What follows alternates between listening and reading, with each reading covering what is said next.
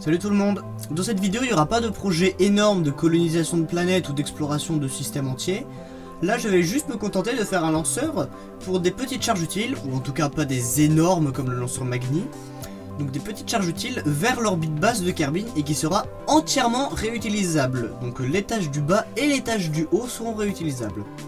Comme vous le voyez, je l'ai nommé Phoenix, voilà, petite symbolique, il renaît de ses cendres parce qu'il est réutilisable, c'est bon, voilà, j'ai fait mon boulot.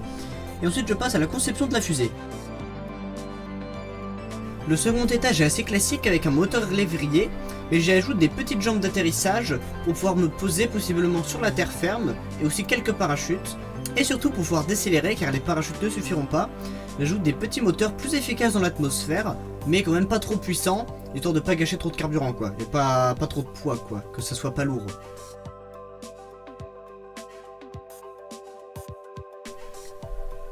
Ensuite le premier étage est également assez simple, j'y mets 4 réservoirs de carburant et un moteur très efficace, le moteur Oslo, et aussi des pattes d'atterrissage géantes, même si je vais probablement atterrir dans de l'eau.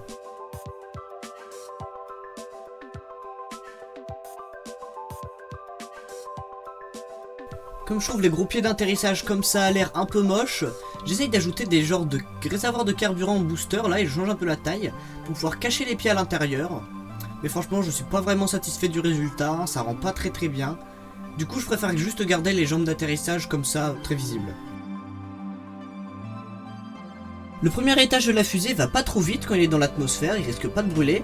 Par contre le second étage lui il va rentrer beaucoup plus vite. Du coup je lui mets un grand bouclier thermique à l'avant, bien caché en dessous du découpleur qui va du coup se barrer lui aussi, pour laisser la place au bouclier thermique. Ce qui va permettre à la capsule du coup, ou plutôt au second étage, de rentrer dans l'atmosphère en toute sécurité.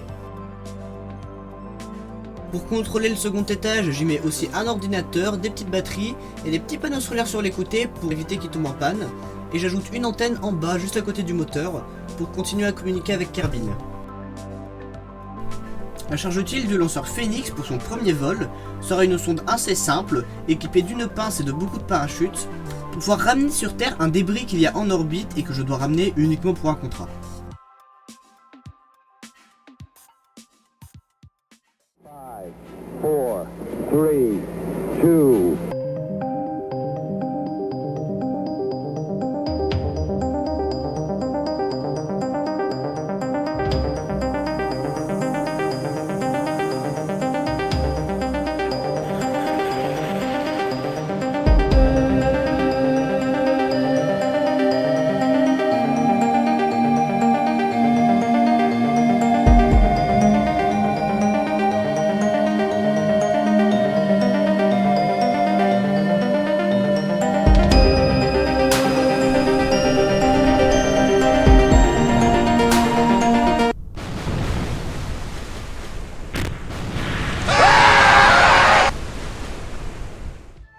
La récupération du premier étage étant passée nickel, je m'occupe directement après de repartir sur le second étage pour finaliser la mise en orbite et larguer la charge utile.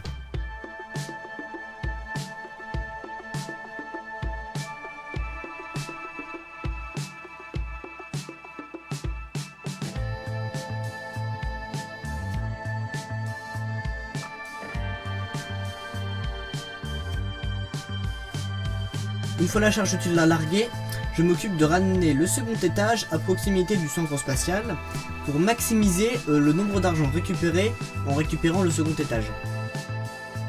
Comme ça c'est pas mal, on va atterrir tout près du centre.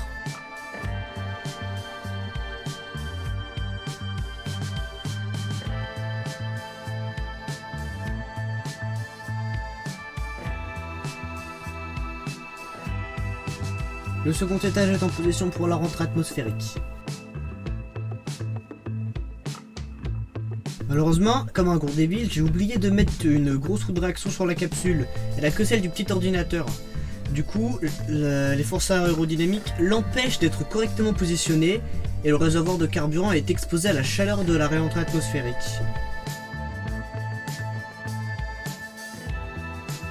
Heureusement, par chance, le réservoir a tenu le coup et n'a pas explosé.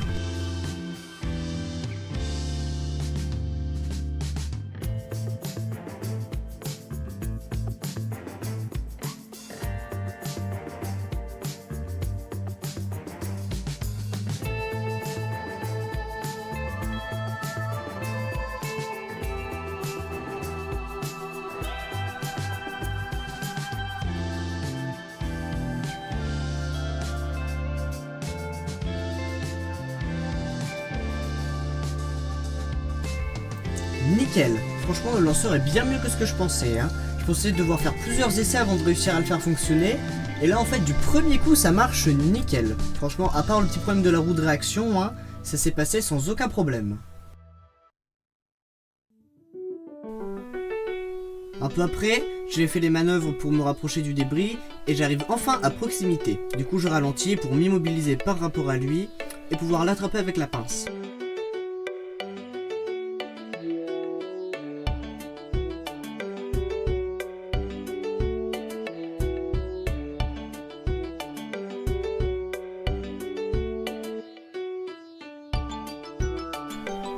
Comme vous vous en doutez peut-être, les antennes vont empêcher que la pince attrape le vaisseau.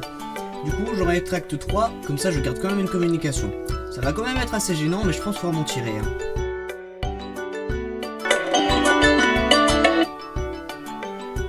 En fait, j'arrive carrément à attraper le débris du premier coup en orientant le vaisseau de façon assez précise.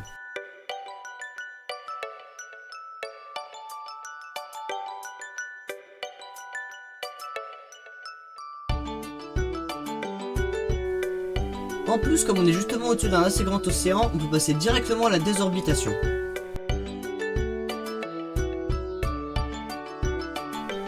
Comme vous le voyez, le vaisseau n'a pas de bouclier thermique, mais bon, j'ai quand même pas mal décéléré et j'espère que ça va suffire. Pour mettre toutes les chances de mon côté, je commence à décélérer encore plus dès que la chaleur commence à se faire sentir. Ça permet d'éviter le plus gros des frottements, et ça va nous permettre de survivre à cette rentrée atmosphérique.